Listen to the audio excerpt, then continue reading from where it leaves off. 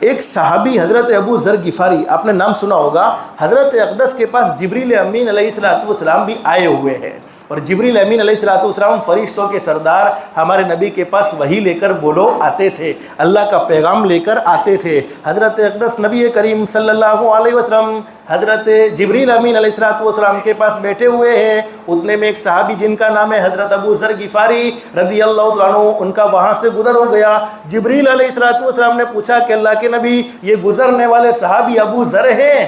اللہ کے نبی نے فرمایا ہاں ابو ذر ہیں، لیکن تمہیں ان کا نام کیسے معلوم؟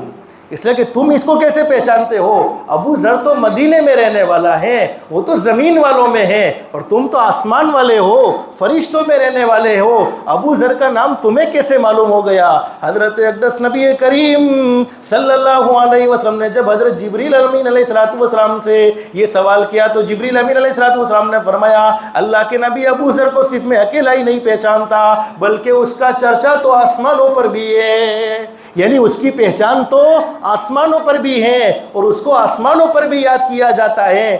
بولو جس سے آسمان والے محبت کرتے ہوں گے اس سے زمین والے محبت کریں گے کہ نہیں کریں گے؟ اس لیے کہ محبت کس کی طرف سے ہوتی ہے؟ اللہ کی طرف سے ہوتی ہے۔ اس لیے میں اپنی ذات سے اور اپنے بڑے بڑے لوگوں سے کہتا ہوں کہ جب ہم لوگوں کے درمیان میں نیک ہوتے ہیں، اللہ کا احسان ہے، اللہ کا کرم ہے، اللہ کا فضل ہے، اللہ نے ہمارے گناہوں کو چھپا دیا ہے، ورنہ اگر ظاہر کر دے تو بولو کوئی ہمارے قریب بیٹھنے کو تیار بولو نہیں۔ اللہ کا بہت بڑا احسان ہے، لیکن میرے پیارو یاد رکھو، جب کوئی آدمی مجلسوں میں اپنے آپ کو نیک ظاہر کرتا ہے اور خلوت میں اللہ کی نافرمانی کرتا ہے، چھپ چھپ کر گناہ کرتا ہے، وہ یہ نہ سوچے کہ میں نے چھپ کر اللہ کو ناراض کرنے والا کام کر لیا ہے، چھپ کر میں گناہ کر رہا ہوں اگرچہ میں لوگوں میں بڑا نیک نظر آتا ہوں۔ حدیث شریف میں موجود ہے، حدیث شریف کا مفہوم ہے اللہ پاک وہ خلوت کو لوگوں کے سامنے کبھی نہ کبھی ظاہر کر دیتے ہیں۔ کہتے ہیں پاپنو گھڑیو پھوٹیا وگر، ارے یہ کہوت سنی ہے کہ نہیں سنی؟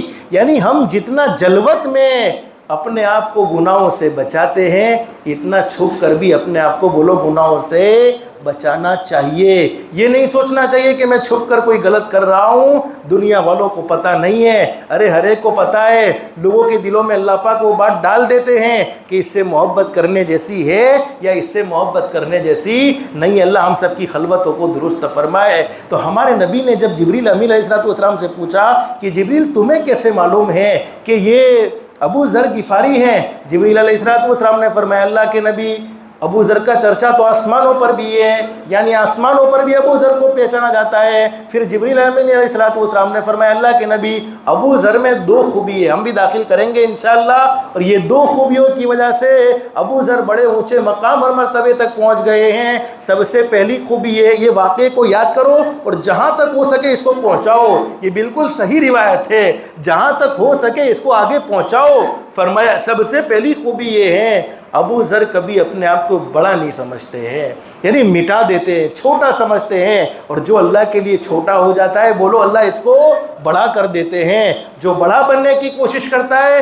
وہ گر جاتا ہے، لیکن جو چھوٹا ہو، اس لیے کہتے ہیں نمتی خدا نے، ارے میں آپ کو گجراتی میں کچھ باتیں سمجھا رہا ہوں جو آپ کو معلوم ہے، نمتی خدا نے گمتی۔ اور حدیث شریف میں ہمارے نبی نے فرمایا تم جھک جاؤ اور تمہاری عزت کم ہو جائے، کل قیامت میں محمد الرسول اللہ صلی اللہ علیہ وسلم سے عزت کو وصول کر لینا، اس سے بڑی بات ہمارے لیے کیا چاہیے؟ تو سب سے پہلی خوبی ابو ذر غفاری میں یہ ہے کہ وہ اپنی ذات کو کبھی بڑا آئی ایم سم تھنگ نہیں سمجھتے بلکہ آئی ایم نتھنگ سمجھتے ہیں۔ اور دوسری خوبی یہ ہے ابو ذر قل هو اللہ احد اللہ الصمد لم یلد ولم یولد ولم یکن له کفوا احد، اس سورت کی تلاوت کثرت سے کرتے ہیں۔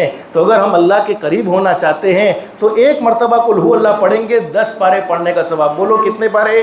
ایک مرتبہ پڑھیں گے 10 پارے پڑھنے کا ثواب، 2 مرتبہ پڑھیں گے بولو کتنے پارے پڑھنے کا ثواب؟ 20 پارے پڑھنے کا ثواب، اور 3 مرتبہ پڑھیں گے بولو کتنے پارے پڑھنے کا ثواب؟ 30 پارے پڑھنے کا ثواب۔ اور حدیث شریف میں حضرت اقدس نبی کریم صلی اللہ علیہ وسلم نے حضرت اقدس نبی کریم صلی اللہ علیہ وسلم کا ارشاد عالی ہے اس صورت سے اپنے مردوں کو بھی ثواب پہنچاؤ۔ जाओ। 3 मरतबा पढ़ोगे, 1 मरतबा दुरूद शरीफ पढ़ लेना चाहिए, 3 मरतबा कुल हु अल्लाह पढ़ लेना चाहिए, फिर 1 मरतबा दुरूद शरीफ पढ़ लेना चाहिए। अल्लाह पूरे कुरान करीम का सवाब हमारे मरहूमिन को पहुँचा देगा। और सवाब पहुँचाने का तरीका कोई लंबी चौड़ी प्रोसेस नहीं है, बस हमने जो कुछ पढ़ा है हम नियत कर ले कि अल्लाह हमारे फलाने मरहूमिन को इसका सवाब पहुँचा दे, तो अल्लाह पाक उसका सवाब उन्हें ज़रूर पहुँचाएगा और हमारे सवाब में भी बोलो कोई कमी नहीं रहेगी। तो कुछ नहीं कर सकते तो कुल हु अल्लाहु अहद पढ़ के भी पूरे कुरान करीम का सवाब बोलो हासिल कर सकते हैं।